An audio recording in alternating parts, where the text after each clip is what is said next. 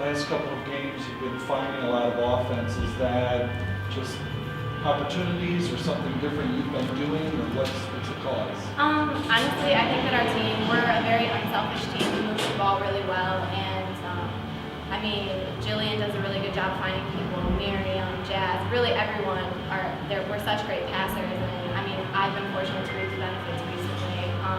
But I mean, it could really be anyone on the team. I've just been we always say like one more pass, and it's been me recently, but it could be anybody.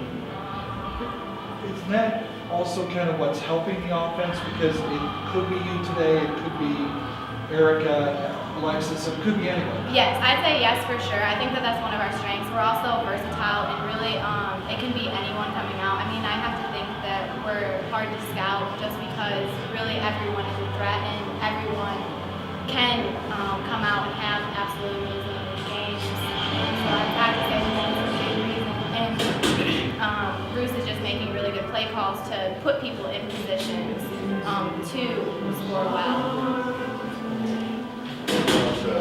Just your confidence that you've been building all year. You feel good when you're taking a shot, right? Yeah, I do, and I have to attribute that a lot to Coach Jesse. He's been working with me a lot, and also Coach Sahar, working on my mental game. I worked really hard this summer, but really my teammates have helped me so much too, because even like if I start to hang my head or anything, like I can feel that they have faith in me, and I mean I have faith in them. We're a really close-knit group, and I think that helps everyone's confidence, really. And then for yourself, it's kind of, you look at the bench, you're kind of short, you're a junior, you know you kind of have to produce them too. Is that part of it also? I don't like to put that pressure on myself. I just kind of like to go in and have fun. I mean, if my shot falls, that's good, but at the same time, I have so much faith in this team that it doesn't always have to be me. Like, I know, like Bruce always says, there's an X factor, and that X factor can really be anybody. Well, you talked a little bit about that run in the first half. It was 10-10, and then you guys kind of exploded. In your eyes, what was the cause for that? We did a really good job pushing in transition. I think we're best, and even Bruce, we're best when we play fast. And Jillian and Rachel, they did a great job of finding people in transition. Everybody did a great job running the floor, and I think that was a big reason behind our success. How about the team defensive effort then today too? The focus was on Rodriguez for that. Yeah. That was Justinger and Jazz, but just an overall defensive effort was pretty good. Yeah, I think Bruce stresses defense a lot, and Miriam and Jazz did an absolutely great job on Rodriguez. Miriam's done a great job on the team's best players this whole season, really. She's really turned into a defensive stopper, I think. Do you face Miriam much in practice? We actually, sometimes, yeah, I don't like it when she guards me that much, to be honest, but we also have practice guys, so we face them a lot too. When you face Miriam, what is it that you don't like about her? She's very long and she's very quick, and she's just a really good defender. She's all in your face. It's really hard to shake her. Everyone knew about your shooting, but it seems like you're doing a whole lot of things well out there today. Going to the basket, penetrating, distributing, and just your energy level. Is that something that that's the way you always kind of played, or are you getting more of their confidence is giving you an opportunity to feel you can do a lot of other things in addition to your outside shooting? I think my confidence has stepped up, but I also just think that's what the offenses that Bruce are running produced, and that's what that was open because my teammates were able to create. You have teammates who can knock down open shots, and that opens the lane for everybody. So I was able to take advantage of that, but like I said, it could have been anybody. Well, I'm very pleased with this win. We got contributions from a lot of different people. This is an extremely talented team in Milwaukee. This is a head coach who I've talked X's and O's with throughout the years. She's a first-time head coach. She runs an offensive system very similar to ours. That's a program that's on the rise. I can't say enough about them. Then also you throw in the caveat of the Goldsberry factor. Frank Goldsberry, the father of Lindsay Goldsberry, the all-time winningest player in MAC history, male or female. Her dad now is an assistant coach for them. So I think he's attended more games than anybody, probably than any other coach in this building besides me. So he knows our system really well. This was going to be a game where they made one play, then we would have to counter, and vice versa. It was a lot of tick for tack, and we had to play well in order to take advantage of a lot of their ball screens.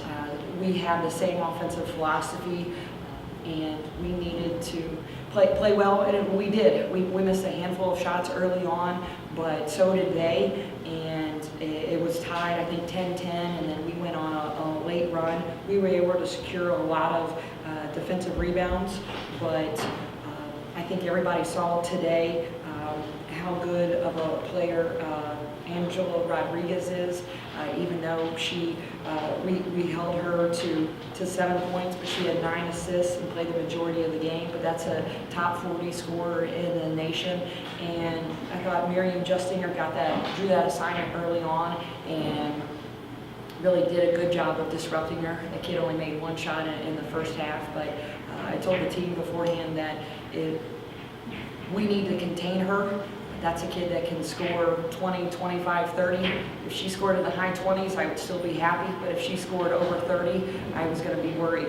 So she ended up with 7 today, and like I said, only 9 assists, but that's a kid who can play at any level in this country. She's extremely talented. But again, really pleased. I thought we had very good balance, got contributions from a lot of people today, and our team earns the day off tomorrow. What was it that allowed Miriam to have success against Rodriguez in your eyes? She's a tenacious defender. She's a smart defender. We have studied Rodriguez in film throughout this week as a staff and watched a lot of film as a team and tried to pick up some tendencies that she had. But that's a kid who can score off the ball screen, without a ball screen, in transition, just all sorts of different ways, off of a step back, off of 1 foot, off of a floater. And you saw she, anytime we got aggressive and tried to go for an extra hard contest, she would bring it down. She could do an up and under, and she could score in a variety of ways. But I thought we were really smart and just always around her. She did not get any easy looks, and I think that's a big, Miriam Justinger is a big reason why that kid did not get a lot of open looks. Can you talk a little bit about the play off the bench for Deborah Hoekstra? I mean, 2nd game in a row where she's got a career high in points, and I'm not sure if her entering the game matched perfectly with that spurred off the 10-10, but it was sure close. It was close. She got fouled. She hit that 3-pointer. I think we were down. I think it was tied 4-4 maybe, and she got that 3-pointer and got fouled on it, but missed a foul shot. And that's a kid that's been playing with a lot of confidence. She was recruited years ago predominantly as a 3-point shooter from Michigan, and now she's got a really good quick first step, and now has developed a pull-up game as well. She gets in the gym a ton, but she's playing with a lot of confidence, and now having the ability to have that kid shoot a high percentage the last 3 games has really turned the tide for us and helped us jump out to early leads in that first half. I mean, she knocked down 3 threes against Ohio State. She had, I think, 10 points in the first half against Monmouth, and now she hit a couple big shots for us in the first half and ended up with 19 tonight. Can you talk a little bit about the value that adds to your offense? You were pretty versatile even before she hadn't gotten going here in these last few games. She just gives you another weapon for teams that they have to deal with. It allows the scoring punch that we can get from our bench. It allows us to keep the floor more spaced, and it also allows for our post to have more room inside to create off the dribble or create with their back to the basket. And it also opens up the floor for our high-low game that we really look to. There was a couple times where we wanted to go high-low. We couldn't because they brought an extra defender in there, but the extra defender left Deborah, and then we found Deborah on the wing, where we made the extra pass to her.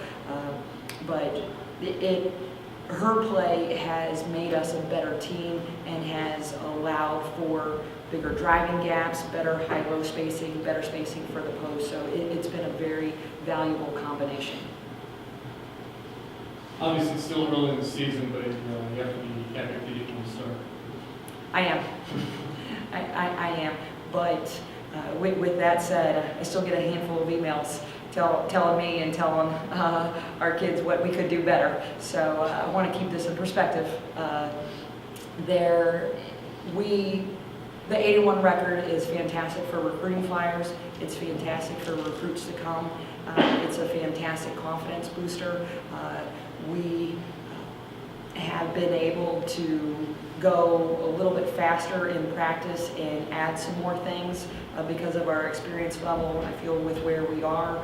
Also, with our schedule now, it allows us to reward them with some more time off because of our limited roster. But as I've said before, the conference season is when it really counts. And our conference is rolling. They've done a really, really good job, and I'm looking forward to conference play. You had a very nice rebound in that for 247, the 112 and 119. Was there a difference today in that for you guys? Because maybe rebounding hasn't been that good so far this year. I thought we were hesitant at the very beginning because both Jill and Lex did pick up one foul each, but we have put an emphasis on crashing, but they did a good job of going to the glass today. And any time where you have one post high and one post low in a lot of our offensive sets, you can get a good crash to the block or to the front of the rim. And it was nice to see. Deborah also got a handful of rebounds today and kept some balls alive. Anytime that you can get a lot of offensive rebounds too and make them, especially Milwaukee today, play a few more extra seconds defensively, and we can run some more ball screens against them, that was a big key. Coach, not from what the emailers are telling you, in your eyes, what are the things that this team needs to do better? I can't give away all my secrets, John. So, but Speak in generalities then. Well, I feel like we've done a good job of getting to the foul line, but this is the first time in a long time where we haven't had a team shoot close to 70%. I think we're probably mid-60s right now. We need to get that number up.